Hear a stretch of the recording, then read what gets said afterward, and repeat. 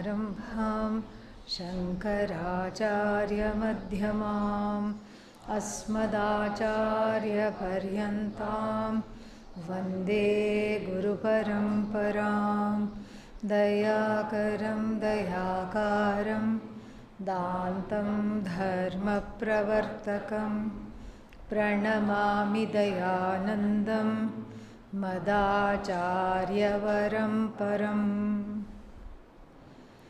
ॐ सहना भवतु सहनौ भुनक्तु सह वीर्यं करवावहै तेजस्विनावधीतमस्तु मा विद्विषावहै। ॐ शान्ति शान्ति शान्तिः। ॐ भद्रं कर्णेभिः शृणुयामदेवाः माक्षभिर्यजत्राः स्थिरैरङ्गैस्तुष्टुवागुंसस्तनूभिः व्यशेमदेवहितं यदायुः।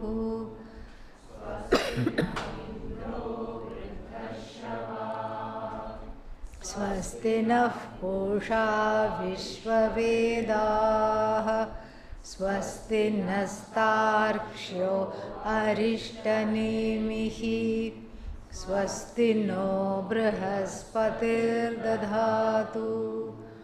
ॐ शान्ति शान्ति शान्तिः।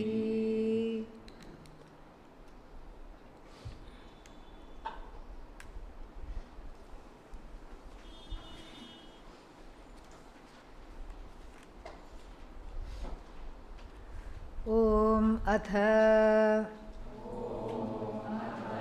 आश्वलायनः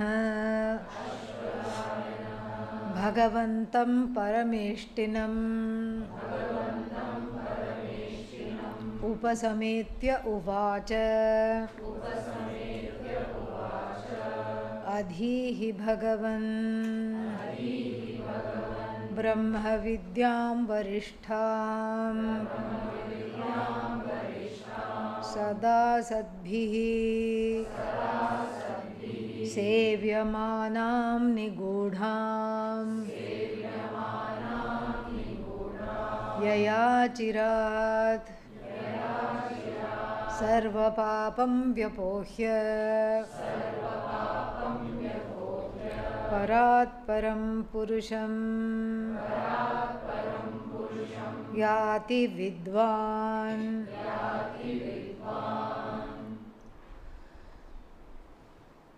We have seen many, much by way of the background to this Upanishad, and now we are in the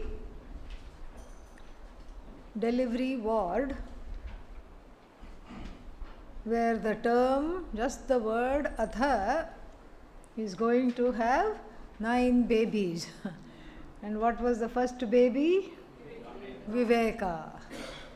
The term atha is heavily laden with many meanings, so many meanings, so little time. Atha means therefore, thereafter. You can't start a sentence, the first sentence in an essay or in a book, you can't start with thereafter. But here, the Upanishad can get away with it. Why? Don't say because it is the Upanishad. No, that's not a good reason. The Upanishad can get away with it primarily because there is an established custom in the Shastra where this word atha is there, thereafter. And that word atha is characteristically used to see these prerequisites for knowledge, to include the prerequisites for this knowledge. So Om Atha is there. Atha is there because even in the all the sutras, the introduction to the various sutras, not Paninian sutras, but if you see, take Dharma Sutra, Athato dharma jignasa. Atha and ataha both are there. So, so here that is there, and then we have atha yoga anushasanam, Yoga Sutra introduction. So the term atha, which means thereafter. After what? After gaining all these prerequisites. And the first one was viveka. Nityanitya vastu vivekaha. That is the simple ability to distinguish between what is permanent and what is temporary. This much we must have.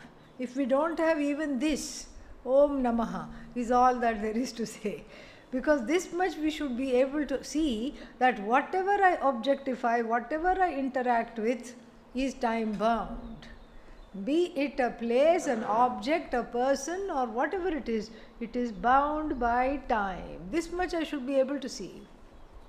If I am able to see this, then of course the desire to understand the permanent comes into play. The desire to first gain the permanent, because I don't have much of an understanding.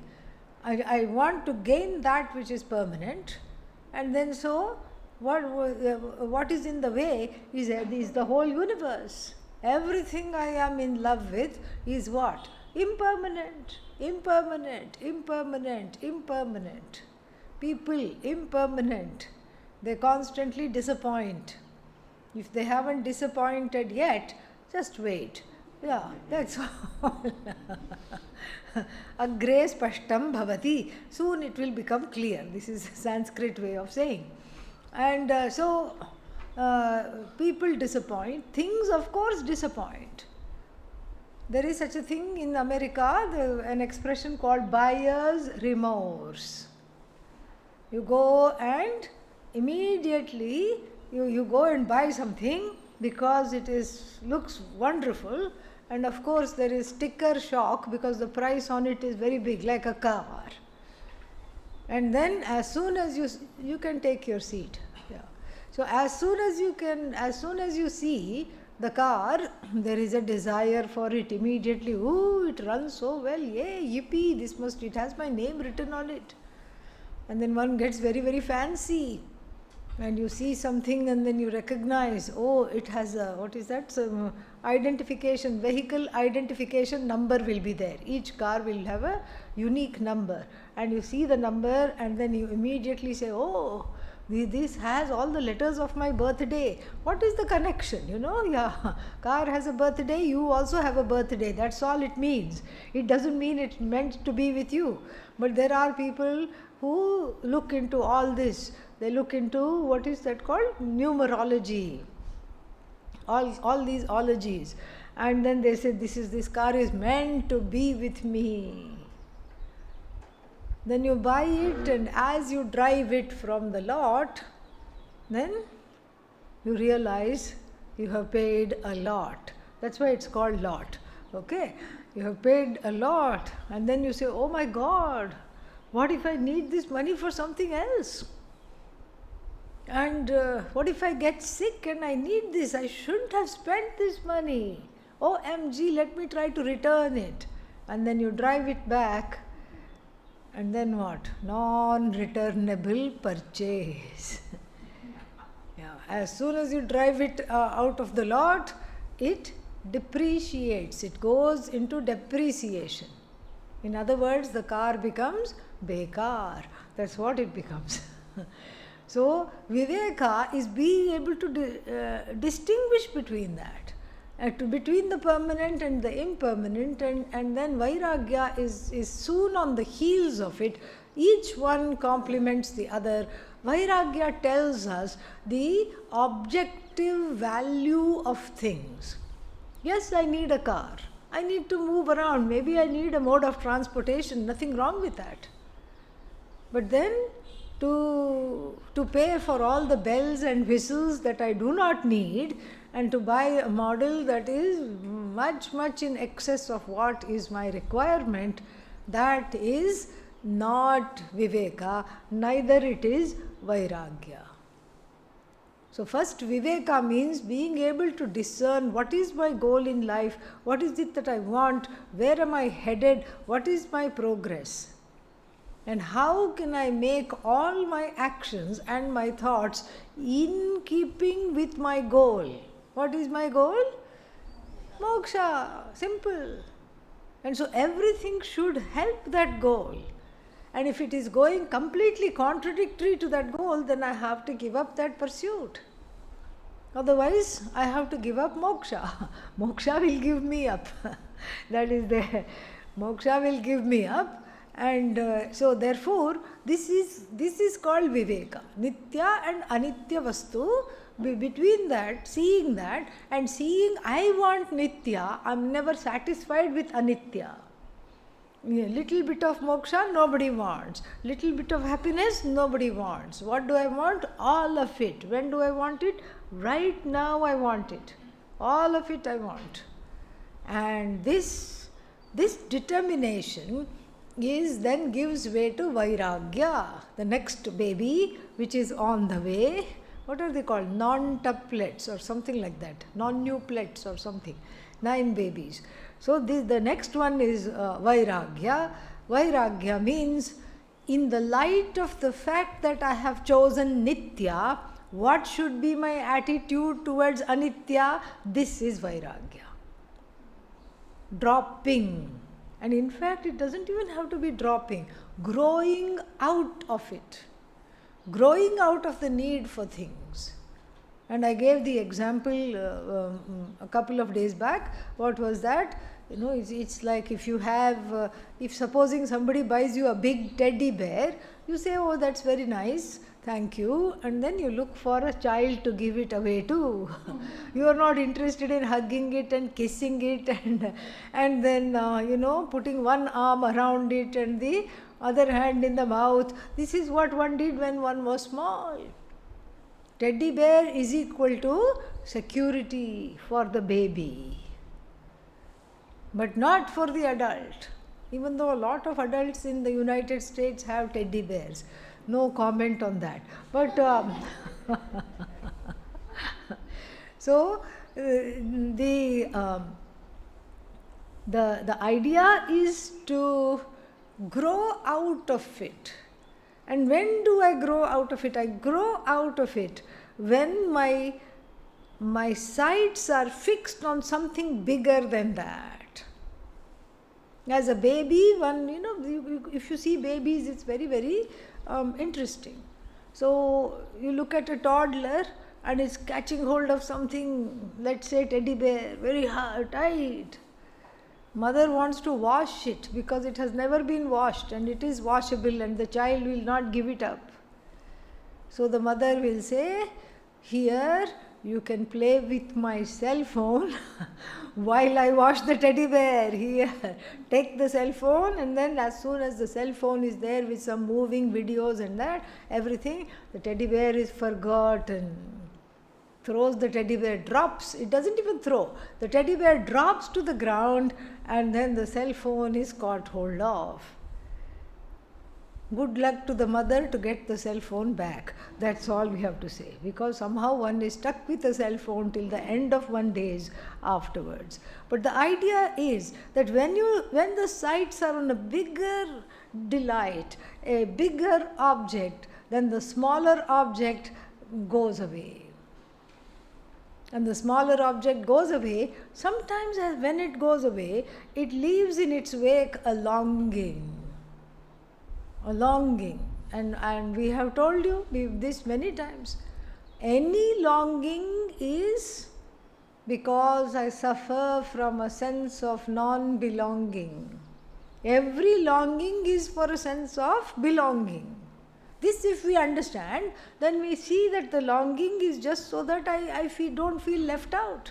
That's what it is.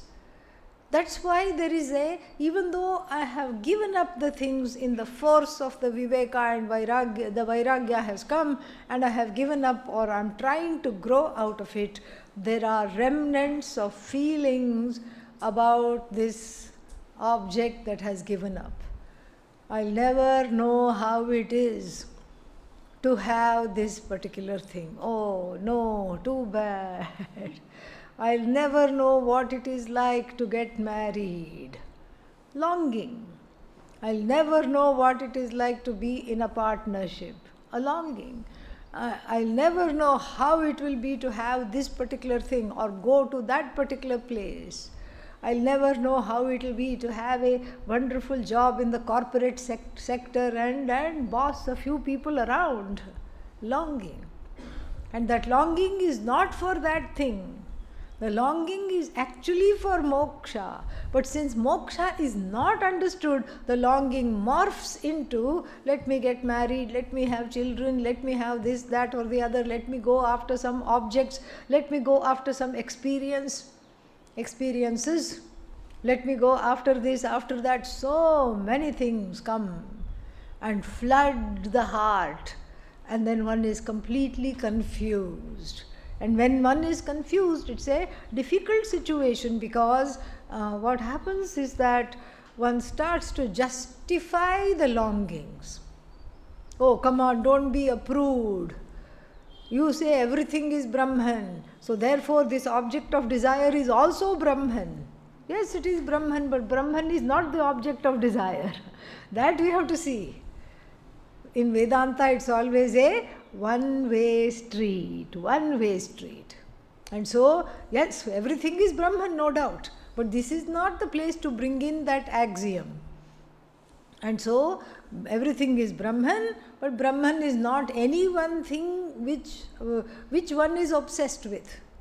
In fact, that obsession should itself be a sign that I need to drop it.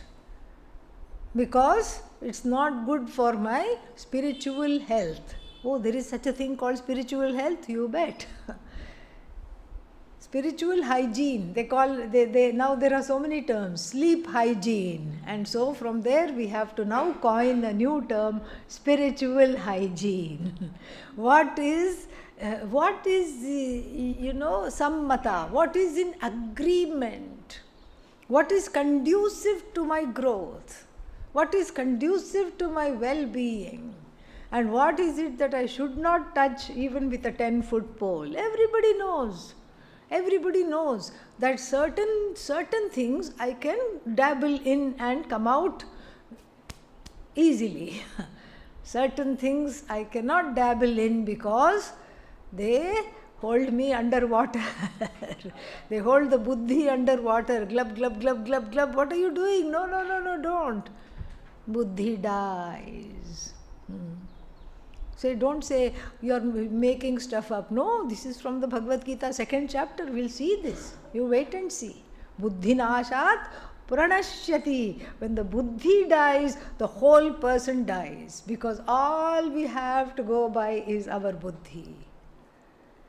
And the same Bhagavad Gita, in the same 2nd chapter which we are studying, is going to say, Rasavarjam rasopyasya param drishtva nivartate. So, Rasavarjam, out of my viveka, I tell myself these are things, these are areas which are landmines. You know, even now from World War II, they are finding landmines in places in Europe, even in America. Like one's whole school full of children had to be evacuated because in the school grounds they found one landmine. And then it had to be taken to some nuclear lab and safely detonated so that it would not be a danger. So landmine means what? First, we don't know where they are. Second, we don't know where they are going to explode. So objects of desire are like landmines that can blow up the buddhi at any time. So I stay away from them, but that doesn't mean the vairagya is complete, the Bhagavad Gita says. That only means that I have learned to suppress the desires and stay away from them. Step number 1. So Rasavarjam means that rasaha api means even though I have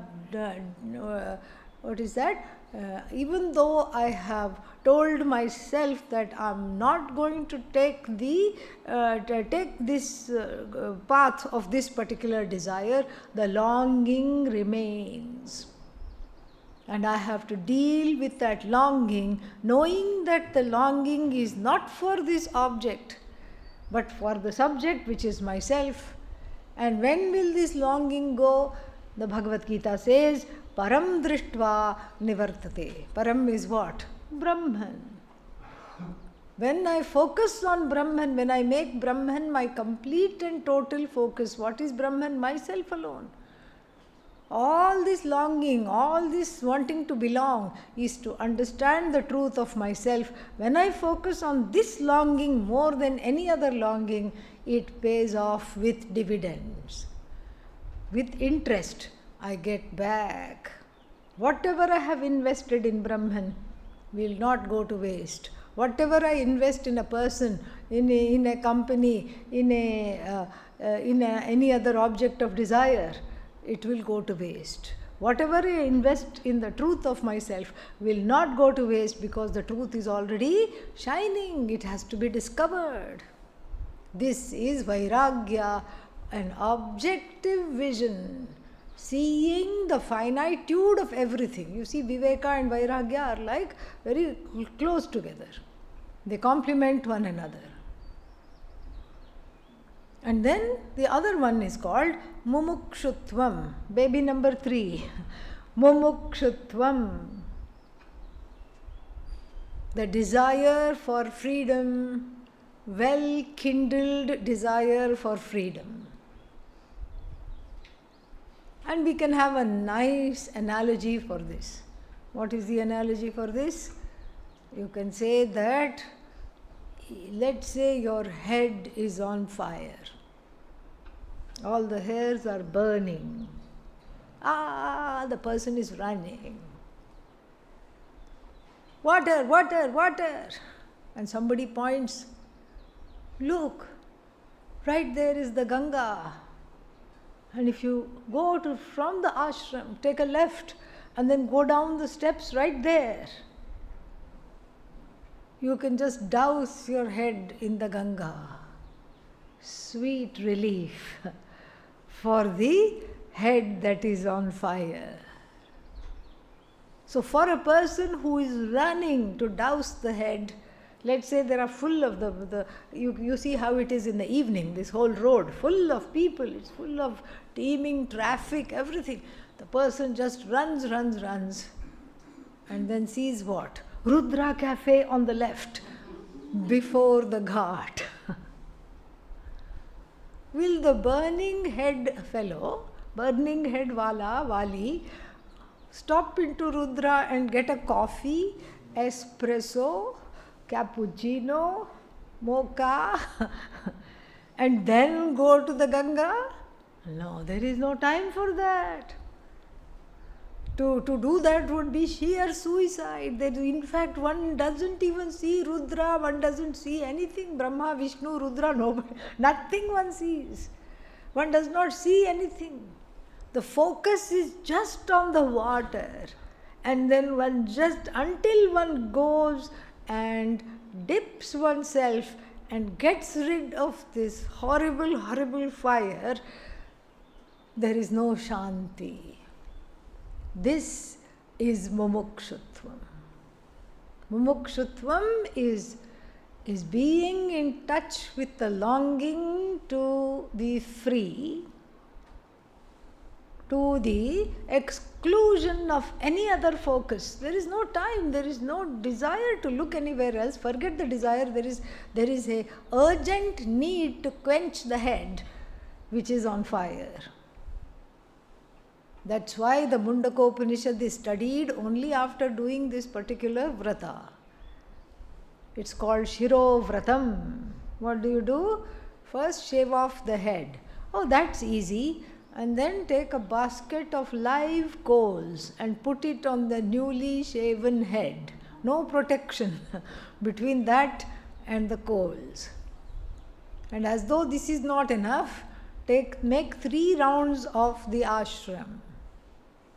And then come back and put the live coals at the feet of the teacher and beg for the knowledge. This is called Shirovratam. Until this is done until this was done, the Upanishad was not taught to anybody, this particular Upanishad. This is what is mumukshutvam. Mumukshutvam is the burning desire. Moksho me bhuyad iti ichha, tivra ichha. Tivra ichha means a dying desire. Oh my God, this feels like death. Not to have the object of this desire with me as myself feels like death. Now, if we are honest with ourselves, we will see that this much mumukshutvam very few people have. Perhaps they are there in the pages of the Upanishad. We can count with one finger, one hand. Nachiketa, and what was the other one? Shvetaketu, Nachiketa. Few people like that. Maitreyi. Few people like that had that perhaps. And what is our mumukshatvam? Kadachitkam. Kadachitkam means kabhi kabhi मेरे दिल में वेदांत का ख्याल आता है. Once in a while, I just contemplate. Having Vedanta in my life would be nice. It would be nice to be free of all this. And then the next moment, I'm easily distracted by this, that, or the other. This is not mumukshutvam. A mumukshu is one with a burning desire. But that burning desire is not there. Honestly speaking, what should I do? Should I just take myself out of Vedanta? What should I do? The truth is, even if there is a flickering mumukshutvam, mostly off, but somehow it comes to life, a little lamp at the mercy of all the winds of changing fortunes. I have a tiny flame of mumukshutvam, flicker on, flicker off, flicker on, flicker off. This is the truth about my life. I will never be like the stalwarts. I will never be like these people. So what should I do? Take it to a teacher, just like Ashvalayana did. Take it to a place of knowledge, and the Gurukula and the teacher and the teachings themselves will be like the two hands that protect the flame and grow it into a big conflagration. This is what we want. So even if there is a flickering, tiny, like a glowworm mumukshutvam, off, on, off, on, off, on, doesn't matter. Immerse in the knowledge and let it have, breathing life. Oxygenate the mumukshutvam by having satsang, being around like-minded people, by pursuing the Vedanta Shastra, committed study of Vedanta. And the mumukshutvam gets some air and nourishes itself. And it is well worth one's while. And then this mumukshutvam must be converted to the second tvam. What is that? Jignasutvam. Mumuksha is a general desire for freedom. I am bound. I want to be free.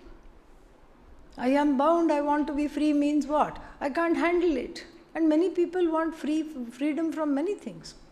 I want to be free of the in-laws, one person says. I want to be free of the outlaws. I want to be free of all the laws together. The anarchist says, I don't want any laws. And I don't want anything breathing down my neck. I want space. I want time. I'm a rebel. I'm a rabble-rouser. I want to be free. This is just a general desire for freedom because the sense of bondage is noticed in the everyday life, and therefore the general desire for freedom everybody has. Everyone is a mumukshu. Whether they know it or not, everybody is a mumukshu.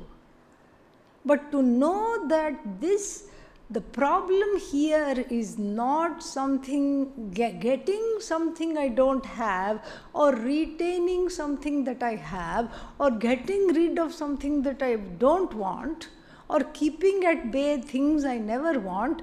This is not the issue.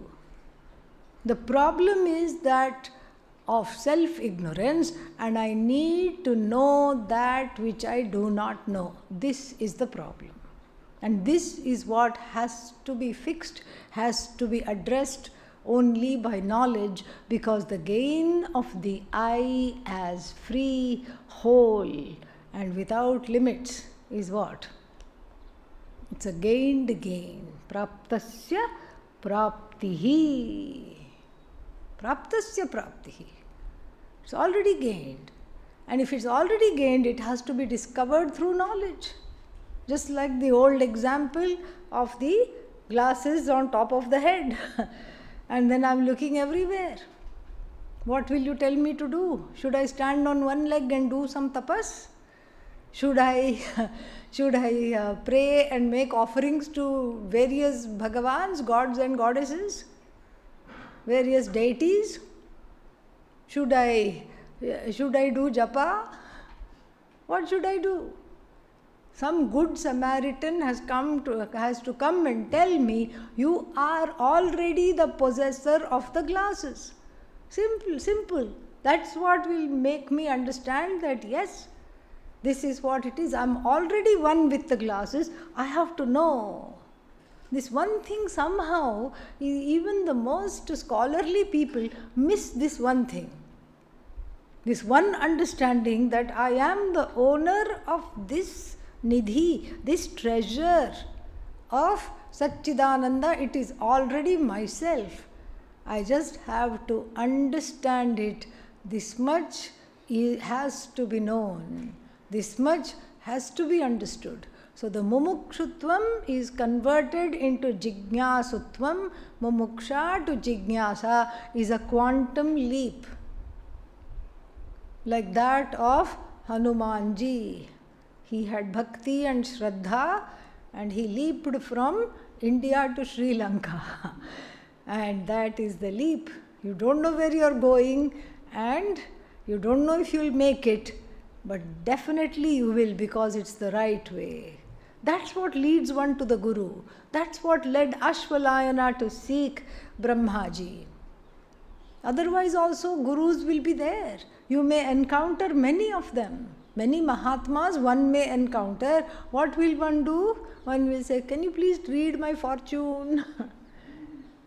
Maybe you know palmistry. Tell me when I will become rich. Tell me when I will become famous.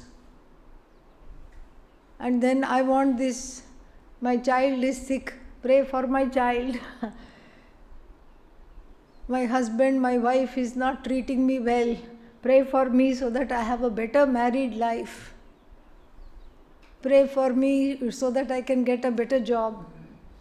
Pray for me so that I can do this.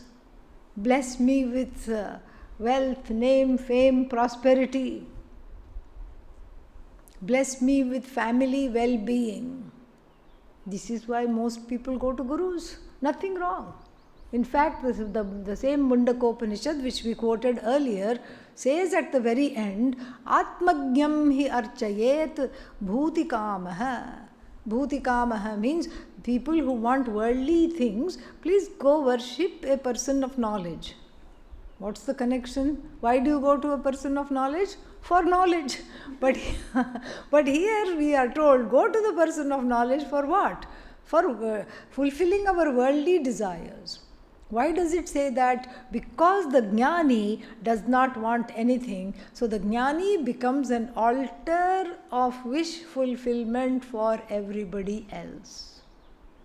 If your prarabdha is not too strong in that particular area of whatever you are asking, good health, good wealth, or whatever it is, and then the jnani is a Mahatma. The Mahatma does not want anything for themselves, so they become what is called Satya Sankalpaha. Means whatever they become a stand-in for Bhagavan because of their developed Vairagya, because they don't want anything, they become a conduit for all your desires, and they become an altar of surrender for your desires. But still, that would be, even though it says that is wasting a teacher. That's wasting a teacher. Not that you should not ask, you should ask this, there's nothing wrong in asking this, but the best use one can make of the teacher is when you have mumukshutvam, you convert it into jignasa, that is when you can ask what Ashvalayana asks. Please teach me this. That is the making the best use of the teacher ever. This is mumukshutvam, baby number 3, yes. Then there is one more baby, some people say, but if you unpack that baby, there are 6 of them. Yes. Shamadhi Shatka Sampattihi. Sampattihi, virtues, 6-fold gifts that you can give to yourself. Every day you give yourself these 6-fold gifts. And they are as follows. Shamaha, then next one, Damaha, next one, Uparatihi, then Titiksha, then Shraddha, then Samadhanam. All of them waiting to be born. Let us take Dhamma first. Because if Dhamma is there, then you do not require Shama. Shama is needed because Dhamma is not there. What is Dhamma? Bahyendra nigraha Dhammaha iti uchyate. The management of the organs of actions and the mind is called Dhamma. So many times when you are talking to somebody, anger comes. You tell later on, you will recount it to your friend. That person was so annoying, I felt like pressing the neck. I felt like strangling the person. Did you strangle? Thank God. No. That means what? Congratulations, you practiced Dhamma. By sparing their life, you practiced Dhamma. You felt like punching them in the face, but you did not do that. Dhamma. And then you felt like saying many things, but you bit your tongue and did not say that because you knew that you were angry and whatever you said cannot be taken back. Words are like arrows, they go and hit the target. Damage is done. This is all Dhamma. And Dhamma is the first level of discipline, restraint, disciplinary restraint over the use of these organs of action and the mind. Because this is what is the outward, they are all outwardly facing, and the interactions that I have with people, I have to be careful. So this is Dhamma. Then let's say I practice Dhamma and then I suppress. I wanted to strangle this fellow, I did not. I wanted to punch this person in the face, I did not. I wanted to say harsh words to somebody else, I did not. I have been a very good mumukshu today. But those feelings are still there. The feeling that made me want to punch somebody, the feeling of frustration, anger, disappointment, despondency is still festering, is still there. What do I do with it? It is resolved through Shama. Shama means finding outlets that are safe, that do not target oneself, that do not target others, to safely detonate all these volatile emotions. You can write it out. Every day you have a practice, 10 minutes in the morning, 10 minutes in the evening, you write whatever comes to mind. Don't read it. You can just tear it up and throw it away. You can write it. It's a little bit like a, what is that called? You know, there is a scrubbing device, loofah it's called. You know what loofah is? Yeah, some kind of a dried gourd which is put in a little bag, and then you can use it to exfoliate the skin. So this writing practice, twice a day writing practice scrubs the mind. It's a mental loofah to keep the mind free, present, tranquil. Or we can also use Pujya Swamiji's favorite exercise. What is that? Take a wet towel. Go to the Ganga, wet your towel, and then squeeze it, come back, lock yourself in the bathroom, tell your roommate, if strange sounds come out, don't worry. I am practicing Shama. And then whoever has angered you, picture their face on the floor, and then double the towel if it is long and go. Whap, whap, whap. And you can say things also. You idiot, how dare you treat me like this? Who do you think you are? It really works. It really, really, really works. You do it until you are physically tired and you throw away the towel. And you say, and then you find you're not angry anymore. It's gone. You can do that. That is just great. And so, other harmless things like that. Somebody asked Pujya Swamiji once, why are all your ashrams, not this one, they were talking of the one in Nagpur and the one in Anekatti, so far away from all the civilization? Why are they away? So that you can scream out loud and nobody will be alarmed. Nobody will be able to hear you. It's a safe detonation of volatile emotions that are threatening to explode and destroy the buddhi, take you along with them. You don't want that. This is how internal housekeeping.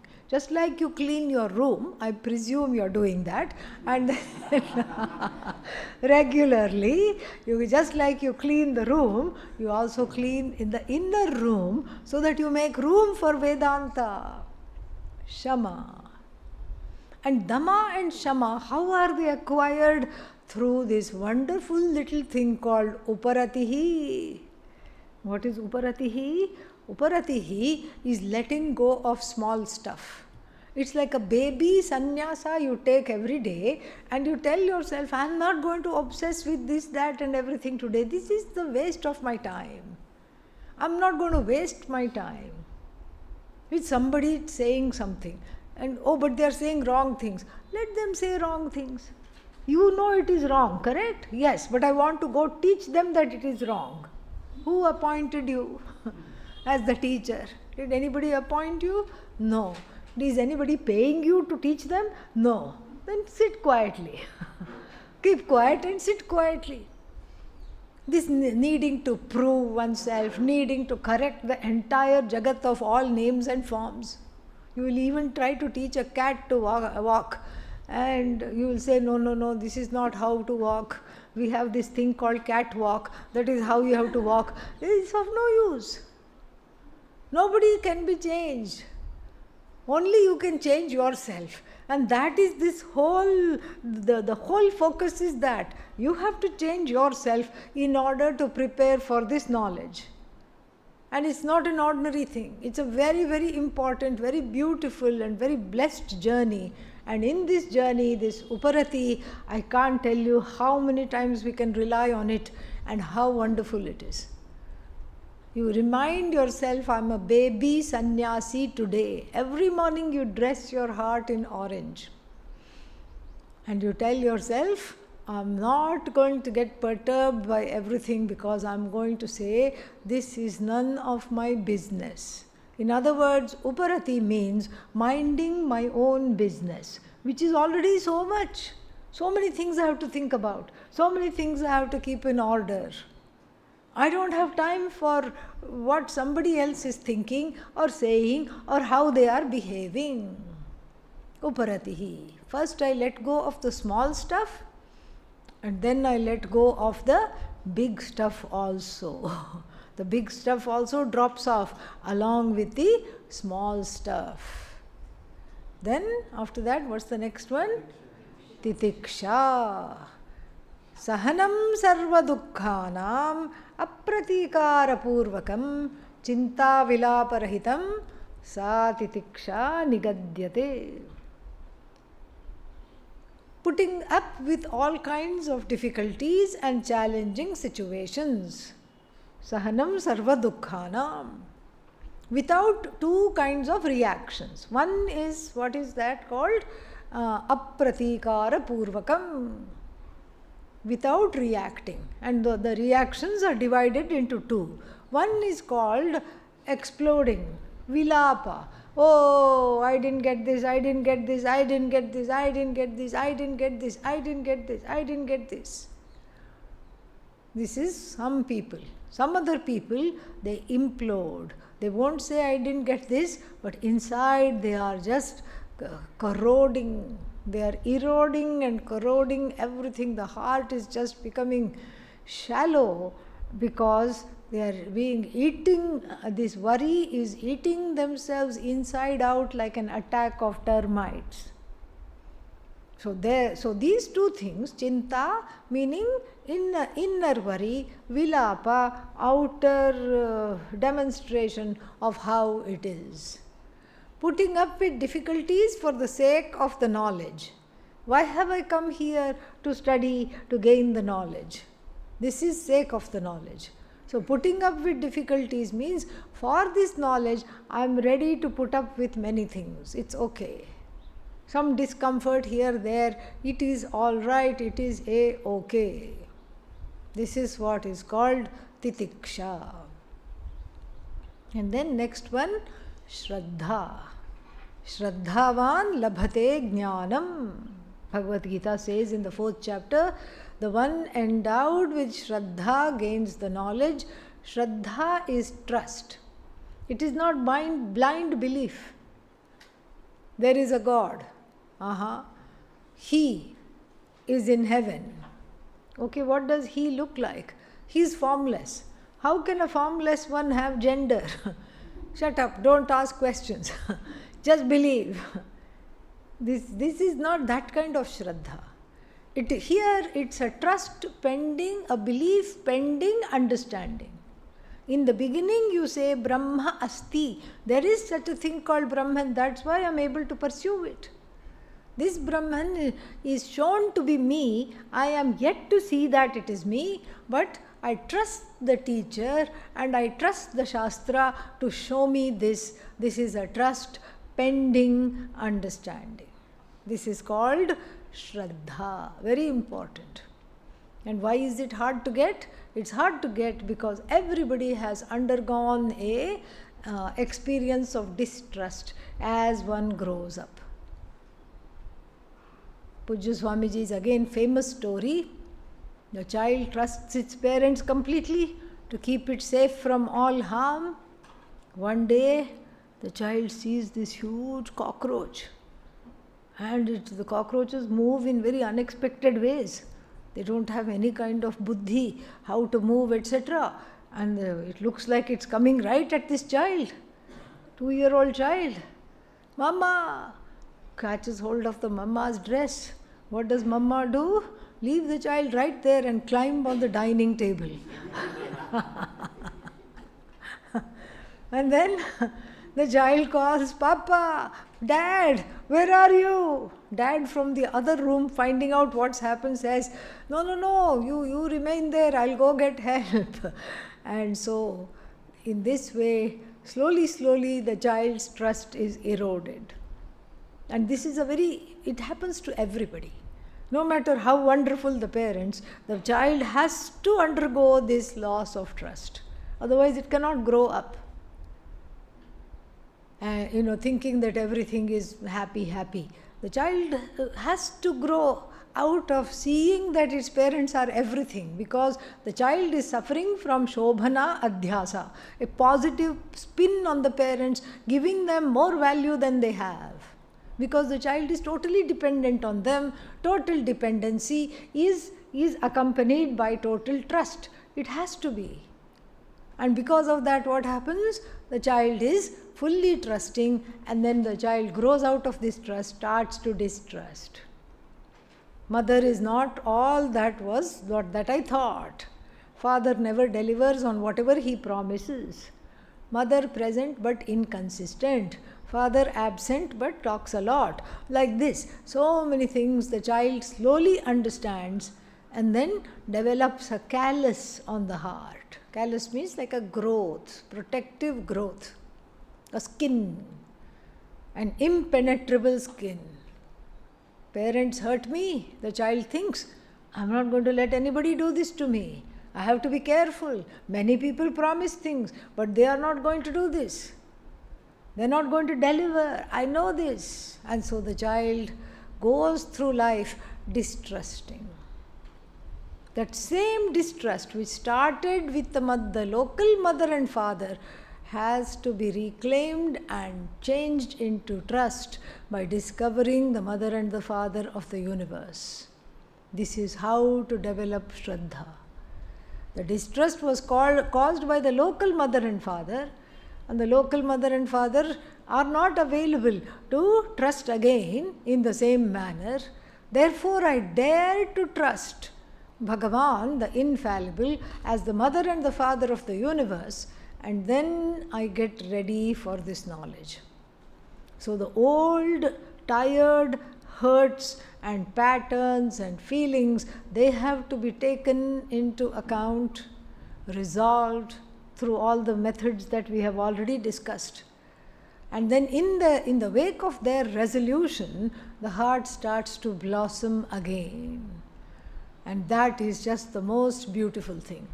The heart starts to blossom again, and I dare to trust the Shastra. I dare to trust the Guru. Shastrasya Guru Vakyasya Satya Buddhi Avadharana. The ability to hold that the teacher and the Shastra are true. They are not taking me on a spin. I am not in the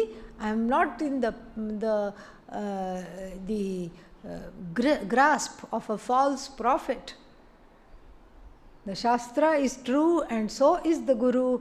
I will be led to the place that I want to be. This is what I have to understand. And then, therefore, what was that? Shastrasya Guru Vakyasya, with reference to the Shastra and the words of the Guru. Satya Buddhi Avadharana. Satya Buddhi means knowing that what they are telling is true. Avadharana, holding on to that belief until it becomes a reality for me. Sa Shraddha Katitha Sadbhihi. This is what is called Shraddha by the people who know. Yaya Aksharam Adhigamyate, by which the imperishable Brahman is understood as oneself.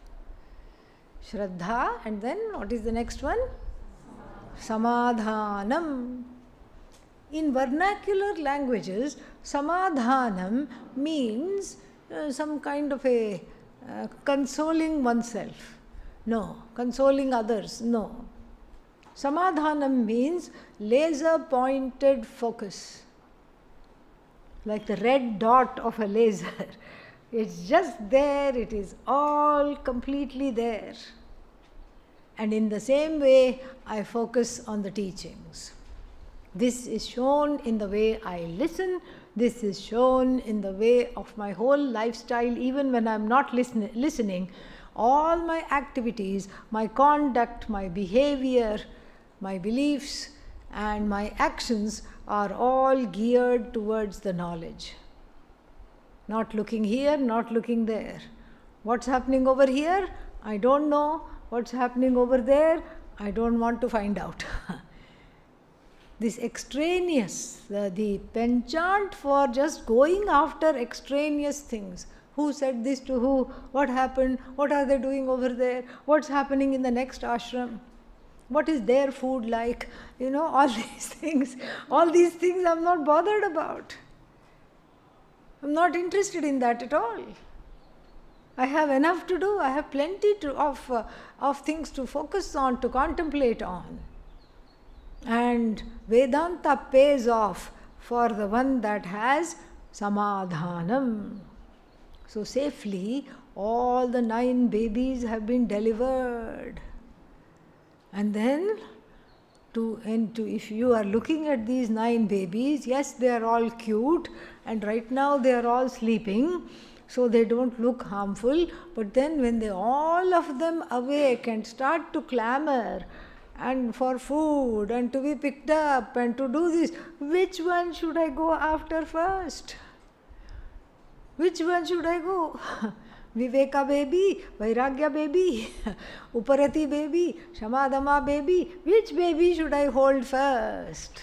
Very interesting question. They're all crying, they're all hungry, they're all upset, they're all clamoring for attention. What am I going to do? Which one should I hold first? And the sages of yore tell us, doesn't matter.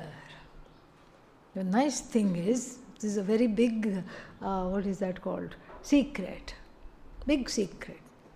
If you can pick up anyone, and if you pick it up, put it on your shoulder and just go like this, all of them quieten down.